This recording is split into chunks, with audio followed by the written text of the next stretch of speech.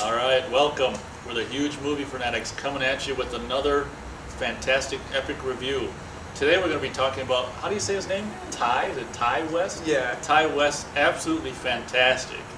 House of the Devil, which is a very, very low budget movie.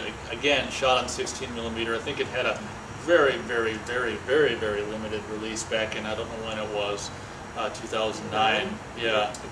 But I just saw the DVD, of course. I think, who wants to start? If you want, you can go for it. I think I'll start. Take control. I'll take control once again, as I normally tend to do in situations. So it's nothing new. I can't remember how, I think I saw, this was back when I was looking at trailers on iTunes, Yeah. and I saw the poster.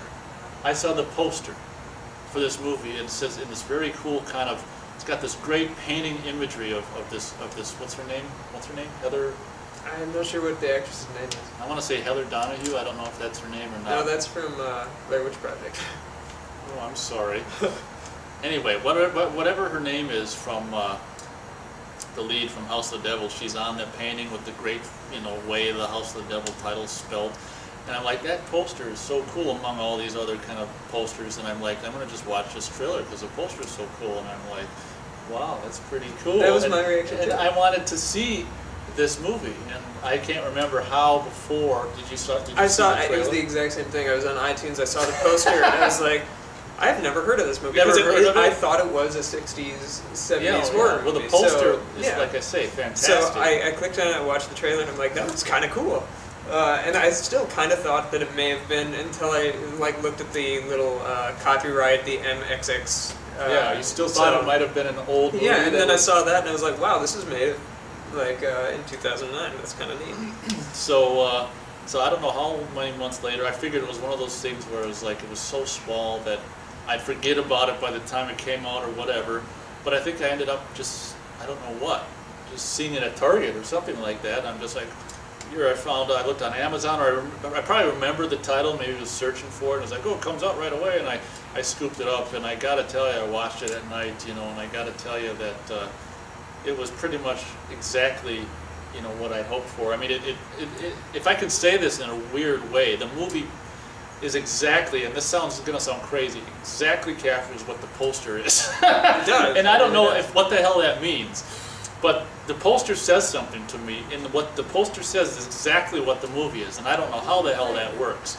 But I thought it was what House of the Devil is very cool kind of retro. It's supposed to take place in what, the 80s or something? I think 70s. Is it the late 70s? Late Yeah. 70s or something? But she's got these pants that I remember from like '92, these ones that are like this weird whatever kind of pants. But I think it was supposed to be, the 80s, regardless of what he says, and we'll be nice, we'll say late 70s, early 80s, so we'll both be happy. Somewhere around that time frame, and it's got this very cool open, well, I guess I won't go into all that, but the music's very cool in it. The only thing that I thought was a little bit goofy, which was the opening credits music. I thought, did you like that? I loved that. That was terrific. You liked that? Oh, I didn't really like the opening credits music as much. I thought that. And also that kind of the freeze frame on the title, I thought was a little grindhouse-ish. It was hokey, but that was exactly what it was supposed to be. I guess you're right. It was the same thing as watching Death Proof. Death Proof did the same. Well, that's sort what of I just thing. said. Yeah, I mean, it's too grindhouse-ish though, but you're right. That's what he was capturing. Yeah, I guess you're right. I think he did it ultimately better. I think Grindhouse, the movie Grindhouse was a better movie, but I think he captured the feel of a Grindhouse movie better than they did. Anyway. Yeah, well, I can't agree that Grindhouse is better than House of the Devil, but that's all right. I won't hit you, not on camera anyway. But yeah, House of the Devil, and first of all, this actor, who whatever the hell her name is just like for a straight guy.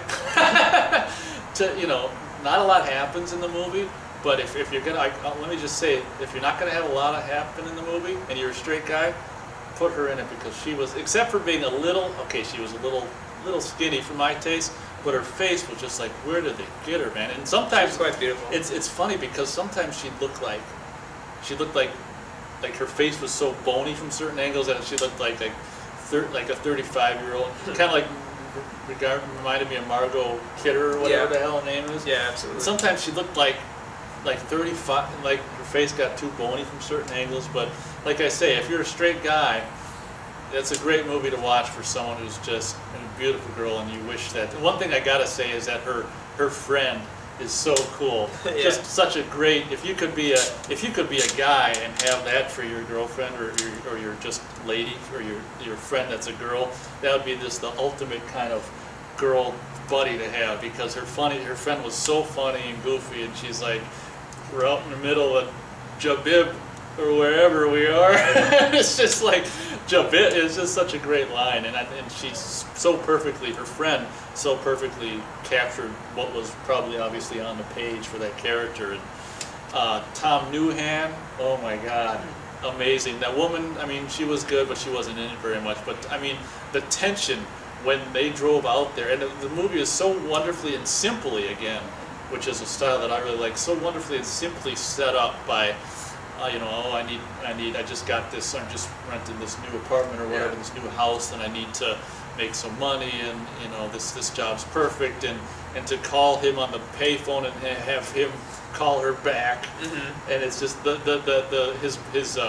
his little thing is like a weird robotic, leave your number at the beat or something. It's Yeah. not even a real voice, kind of added more creepiness, like why can't they record their own?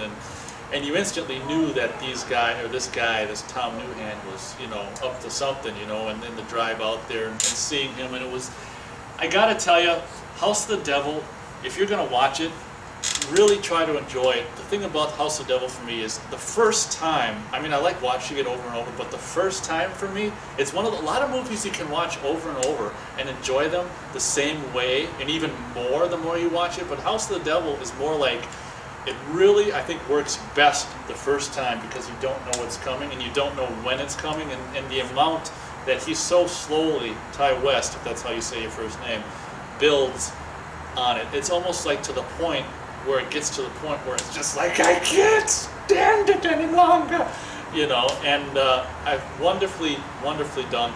The only complaint I have, which I almost hesitate to say, is that the build-up is so strong that perhaps the event, which looks like he completely agrees on, the eventual payoff, because the build-up is so strong, the payoff might not live up to where he was going with it. Stars? Oh, well, I'm not done, but I'm going to kill 4 stars easy on this thing. I love House of the Devil, the simplicity of it, the 16 millimeter, the beautiful girl, the Tom Newhan, the house, the cinematography, the music, everything is so great in House of the Devil. I'd give the movie 3 stars, strong 3 stars. It's a very, very good movie, and what it does best is capture the feel of late 70s grindhouse cinema. Better even than Some of the real Tarantino's movie or Robert Rodriguez movie. I have to agree. It captures that feel. It looks like it. It just like everything about it says it's late 70s grindhouse. And then you have an actress who's so good and embodies what she needs to for the movie itself as a whole, and also for what the movie needs in terms of a grindhouse actress. She sort of blends both. Where sometimes the dialogue is a bit stunted when she's speaking, but I felt that it was purposeful on the part of the filmmaker to capture the feel, to help the film. Stunted, what's that mean? Like just a little clipped or fast or like slow or like shaky. Like it just felt slightly unnatural, because like you know that in Grindhouse they basically had one take in, and so like I see. I felt like this one probably had multiple takes, but he was looking for the takes that were kind of underperformed or overperformed or something like that, and I think that totally helped it, and I think it was a benefit to have her, who is so good, and she's quite beautiful. One thing I'm going to say, hold that thought before I forget. I dare you to watch House of the Devil and not have a craving for pizza. There's like I was just going to say that. The pizza and Coke is just like... Yeah, there's no way you're going to watch House of the Devil and not, within the next 24 hours, have pizza and a Coke. I did have pizza and Coke. Like, as I was watching it, I was like, oh man, I need to have some some food. So the next morning, I went out and I had pizza and a Coke because I live quite close to a Pizza Hut. There's two separate pizza eating scenes in House of the I know. Devil. And And I'm a pizza fanatic. Same here. A movie fanatic and a pizza fanatic. So this I movie think, did more for pizza than like Ninja Turtles. It yeah, was- I it know. was great. In such a subtle way. They never even said, It wasn't like they were like, "This is delicious." And yeah, like Wayne's World. Yeah. But and one thing I didn't understand why they put in it is when they were at the pizza place and that what her friend says pizza's nasty today. Like, you remember?